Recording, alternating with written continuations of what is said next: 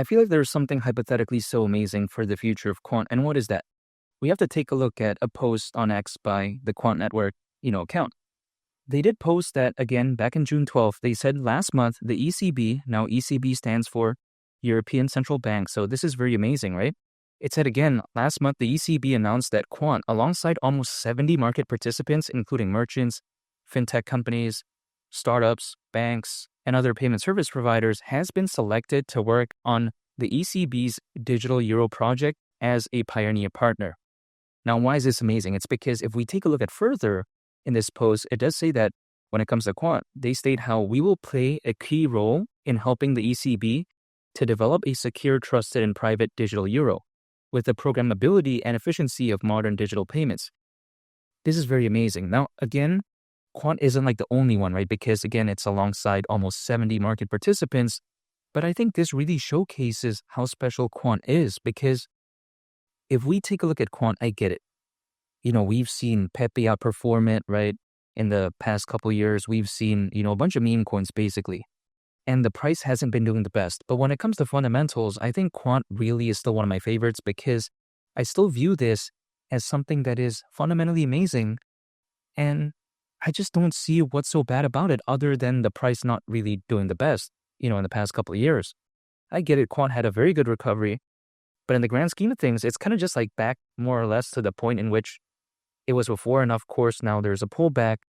But in the grand scheme of things, I think this, if anything, showcases that Quant as a project, they're still developing. They're still kind of pushing forward. I see other projects out there, when the market isn't doing good, they just don't really care at all. They don't update. It kind of feels like the team treats that project as a part-time thing, if that makes sense. Like, they don't treat it seriously. But when it comes to Quant, it feels like it's a full-time thing, if that makes sense. It just kind of feels like the team really treats this seriously. And that is what I like when it comes to Quant. It's a very serious project for me. And when people like to say, oh, Bitcoin is going to be around in the next 20, 30 years. However, my response is that I don't see why Quant won't be around for that time as well. Because Quant has a good use case, hypothetically, in my opinion. We have to take a look at the Quant network. It's made up of the Overledger OS and the Overledger network. And just let this sink in, right? When it comes to the Overledger OS, it allows something called a multi-chain application to be built, an application that is built on top of multiple blockchains instead of just one. For example, through the Overledger OS, I want to make an application that takes advantage of Bitcoin's security, but at the same time, I want to supplement that kind of, relatively speaking, slow speed with something like the Stellar blockchain. And we all know that Stellar, very famous, right? XLM, of course, people think about that. But again, the Stellar blockchain, supplementing the speed there. Isn't that a total game changer? Because again, traditionally, people kind of have to be just, stuck building on only just one blockchain. And if the blockchain is good, I don't think there's anything necessarily wrong with that. But I don't think there's anything such as a perfect layer one blockchain, like for instance, in my opinion. So then a multi-chain application kind of solves that problem to a certain extent. Of course, it won't make it perfect, but I think that this is such a total game changer. But of course, the adoption isn't the best, but it's going to take time, in my opinion.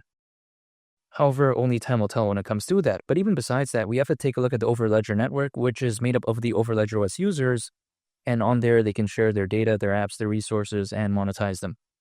So when I take a look at the Quant network, I think it's very simple for me to understand, because I don't think it's overly complicated, and I think it's very revolutionary. And I like this when it comes to Quant, because some other projects out there that I see, they try to overcomplicate what they're all about, and sometimes I'm just like, come on, that's just another blockchain gaming project, another NFT project. Why are they overly complicating it?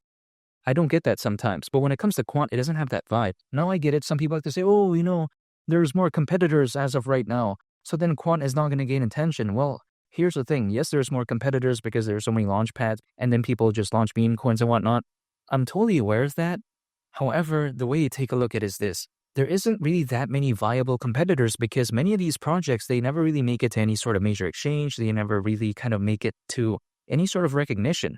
So yes, there's more competition in a sense, but I don't think there's drastically more viable competitors, if that makes sense. So when it comes to Quant, I'm still a fan of its future. However, only time will tell, but $5,000 wouldn't surprise me whatsoever. And I'm very excited when I see amazing updates when it comes to Quant, because I really do believe in the project, but again, only time will tell, but it's all in theory and nothing I say is financial advice. And make sure to subscribe if you gain value from this video. I'd greatly appreciate it. It's Lee the Captain, and I'll catch y'all on the next one. I'm a peace. Bye.